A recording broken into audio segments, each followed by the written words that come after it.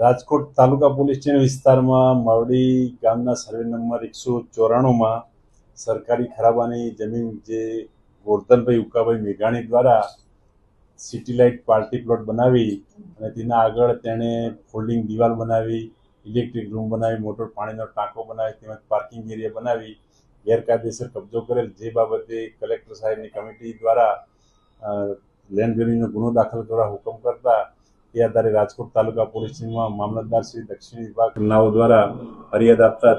તે આરોપી વિરુદ્ધ ગુનો દાખલ કરી ગુજરાત જમીન પચાવી પાડવા અધિનિયમ 2020ની કલમ 4 અને 5 મુજબ ગુનો દાખલ કરી આરોપીને અટક કરવામાં આવેલ છે। એ દબાણનો તો આખો દબાણ આગળના ભાગે એને દબાણ કરેલું, જે બેનો પોતાની માલિકીની જમીનના આગળના ભાગે દબાણ કરેલું, જેમાં પોતાના અંગત ઉપયોગ માટે વપરાશ કરતો હતો, જે આધારે ગુનો દાખલ થયેલ। અગાઉ 2023માં, 24માં અને 25માં પણ મામલતદાર શ્રી દ્વારા જમીન મહેસૂલ અધિનિયમ કલમ 61 મુજબ એને નોટિસ પાઠવવામાં આવી અને તેને પૂરેપૂરો સમય આપવામાં આવે આ બાબતે કે ભાઈ તમારે કોઈ આધાર પુરાવો હોય અથવા માલિકી હોય તો તે બાબતે સ્પષ્ટતા કરવી અથવા